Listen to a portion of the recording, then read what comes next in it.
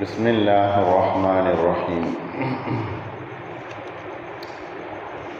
وإذا قيل لهم اتقوا ما بين أيديكم وما خلفكم لعلكم ترحمون.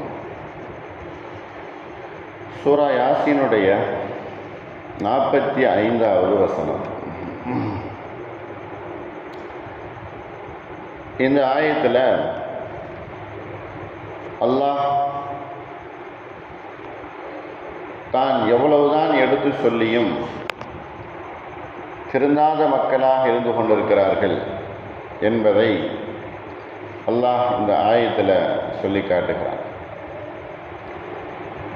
வைதா கீழலகும், அவர்களிடத்தில் சொல்லப்பட்டால், இத்தகு, நீங்கள் அஞ்சிக் கொள்ளுங்கள் என்பதாக சொல்லப்பட்டார். மாபைன ஐதீக்கும், உங்களுக்கு முன்னால் இருக்கக்கூடியவைகளையும், ஒமா ஹல்ஃபக்கும், உங்களுக்கு பின்னால் இருக்கக்கூடியவைகளையும் நீங்கள் அஞ்சிக் கொள்ளுங்கள் என்பதாக சொல்லப்பட்டார். லஅல்லக்கும் துர்ஹமூன், நீங்கள் அல்லாஹுவால் கருணை காட்டப்படுவதற்காக வேண்டி, அல்லாஹ் உங்களுக்கு கருணை காட்டுவான். ஆகையினால் நீங்கள் உங்களுக்கு முன்னால் இருக்கக்கூடியவைகளையும் உங்களுக்கு பின்னால் இருந்தவைகளையும் நீங்கள் அஞ்சிக் கொள்ளுங்கள். வைதா கீழலகும், அவர்களிடத்தில் சொல்லப்பட்டால், இத்தகு மா பைன ஐதீக்கும், உங்களுக்கு முன்னால் இருக்கக்கூடியவைகளை நீங்கள் அஞ்சிக் கொள்ளுங்கள். ஒமா கல்ஃபக்கும், உங்களுக்கு பின்னால் இருக்கக்கூடியவைகளையும் நீங்கள் அஞ்சிக் கொள்ளுங்கள். லஅல்லக்கும் துர்ஹமூன், நீங்கள் அல்லாஹுவால் இரக்கம் செய்யப்படக்கூடியவர்களாகவே இருப்பீர்கள். இந்த 45வது ஆயத்தில் அல்லாஹ் தன்னை நிராகரிக்கக்கூடியவர்கள், தன்னை ஏற்றுக்கொள்ளாதவர்கள், அவர்களை பற்றி சொல்லும் பொழுது அவர்கள் அலட்சியம் உள்ளவர்களாகவே இருக்கிறார்கள். உங்களுக்கு முன்னால் இருக்கக்கூடியவைகளை நீங்கள் பயந்து கொள்ளுங்கள், உங்களுக்கு பின்னால் இருக்கக்கூடியவைகளை பயந்து கொள்ளுங்கள் என்பதாக அவர்களிடத்தில் சொன்னால், ஆனால் அவர்கள் அலட்சியம் உடையவர்களாகவே அவர்கள் இருக்கிறார்கள், பிடிவாதக்காரர்களாக இருக்கிறார்கள். தவறான வழியிலே நெறி பிறழ்ந்த வாழ்க்கையிலும் பிடிவாதமாக இருக்கிறார்கள். உயர்ந்தோன் அல்லாஹ் அவர்களை எச்சரிக்கை செய்கிறார். உங்களுக்கு முன்னால் உள்ளவைகளும் உங்களுக்கு பின்னால் உள்ளவைகளையும் நீங்கள் பயந்து கொள்ளுங்கள் என்பதாக சொல்லும்போது நிறைய விளக்கங்கள் இந்த ஆயத்துக்கு தஃப்சீரில் எழுதுகிறாங்க. உங்களுக்கு பின்னால் உள்ளவைகள் அப்படின்னு சொன்னால் அது இந்த உலகத்தினுடைய வாழ்க்கை. இம்மையிலே நீங்கள் அல்லாஹுவை அஞ்சிக் கொள்ளுங்கள். உங்களுக்கு முன்னால் உள்ள வாழ்க்கை என்று சொன்னால் அது மறுமையினுடைய வாழ்க்கை. மறுமையையும் நீங்கள் அஞ்சிக் கொள்ளுங்கள். அப்போ இந்த உலகத்திலேயும் அல்லாஹுவை பயப்படுதல், வரக்கூடிய அந்த மறு உலக வாழ்க்கையை பற்றி மனசில் ஆழமாக வைத்து அதில் என்ன ஏற்படும் என்கிறதை குறிக்கோளாக கொண்டு செயல்படுதல்.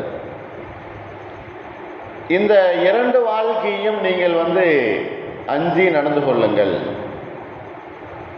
என்பதாக ஒரு கருத்து சொல்றார். இன்னொரு கருத்து, உங்களுக்கு முன்னால் உள்ள விஷயங்களையும் உங்களுக்கு பின்னால் உள்ள விஷயங்களையும் நீங்கள் அஞ்சிக் கொள்ளுங்கள் அப்படின்னு சொல்லும்போது, நீங்கள் செய்த பாவங்கள் அது உங்களுக்கு பின்னால் இருக்கக்கூடியவை. அந்த செய்த பாவங்களுக்காக வேண்டி தண்டனை கியாமத்து நாளில் அது முன்னால் இருக்கக்கூடியவை. பின்னால் செய்த உங்களுடைய பாவங்களை நீங்கள் அஞ்சிக் கொள்ளுங்கள்.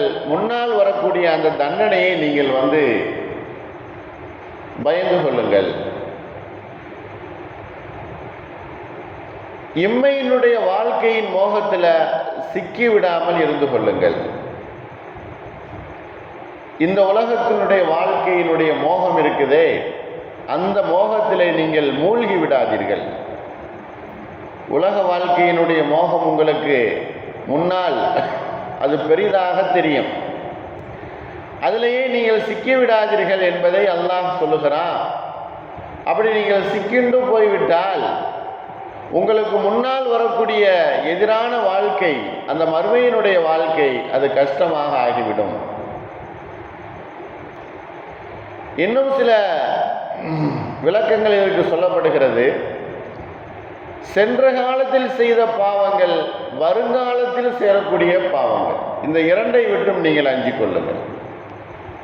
சென்ற காலத்தில் பாவம் செய்திருப்பீங்க, அதை வருந்தி அல்லாஹ்விடத்தில் தௌபா செய்யுங்க. அடுத்து கியாமத் நாள் வரை அல்லது மௌத்து வரை நாம் பாவம் செய்யக்கூடியவர்களாக இருக்கின்றோமே என்பதை நினைத்து நீங்கள் அஞ்சிக் கொள்ளுங்கள் என்பதாகவும் இந்த ஆயத்துக்கு கருத்துக்கள் சொல்லப்படுகிறது. கடைசியாக இமாம் முஜாஹித் அவர்கள் சொல்லக்கூடிய கருத்து என்ன அப்படின்னா, முன்னால் வாழ்ந்த சமூகத்தினர்களுக்கு தண்டனை கொடுக்கப்பட்டது, அதை நீங்கள் அஞ்சிக் கொள்ளுங்கள். உங்களுக்கு முன்னால் வாழ்ந்தார்களே, அவர்களுக்கு அவர்களுடைய பாவச் செயலின் காரணமாக தண்டனைகள் கொடுக்கப்பட்டது, அதை நீங்கள் பயந்து கொள்ளுங்கள். மறுமையில் வழங்கக்கூடிய, உங்களுக்கு முன்னால் வரக்கூடிய மறுமையினுடைய தண்டனையை நீங்கள் பயந்து கொள்ளுங்கள். அப்போ இந்த ஆயத்தில் வைதா கீழலகும் முத்தகு மாபைன ஐதீக்கும் ஒமா ஹல்பக்கும் லால்லக்கும் துரஹமோன், ஒரு கடுமையான எச்சரிக்கையாகவே அல்லாஹ் சொல்லுகிறான். இந்த உலகத்தில் வாழ்க்கை நெறியை தடம் புரண்டு நேரான வழியை விட்டும் மாறி வேறொரு தவறான பாதையிலே செல்லுவதை உங்களை நீங்கள் கவனித்துக் கொள்ளுங்கள்.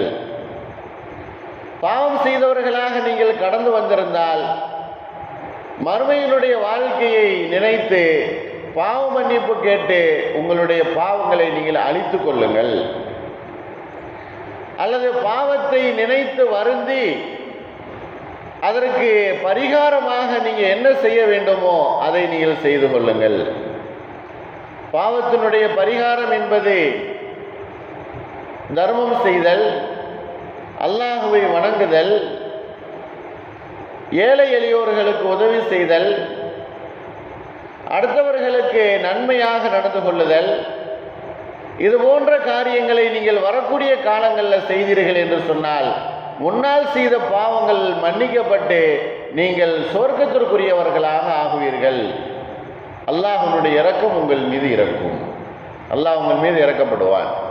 தன்னுடைய அடியான் பாவம் செய்வதற்காக வேண்டி வருந்தி மறுமையினுடைய முன்னால் வரக்கூடிய அந்த மறுமையினை கிடைக்கக்கூடிய தண்டனையை பயந்து கொண்டான் அப்படிங்கிறதுக்காக வேண்டி அல்லாஹ் அந்த மனிதன் மீது இறக்கப்பட்டு அவனுடைய சகல காரியங்களுக்கும் பொறுப்பேற்றுக் கொள்ளுவான். ஆகையினால தான் நீங்கள் செய்த காரியங்கள், பாவச் செயல்களை நீங்கள் வருந்தி பாருங்கள். பின்னால், அதாவது உங்களுக்கு முன்னால் வரக்கூடிய அந்த மறுமையினுடைய வாழ்க்கையை நீங்கள் நினைத்து பாருங்கள். நிச்சயமாக உங்களுக்கு நேரான வழி பிறக்கும் என்பதை அல்லாஹ் இந்த ஆயத்தில் சொல்லி காட்டுகிறான்.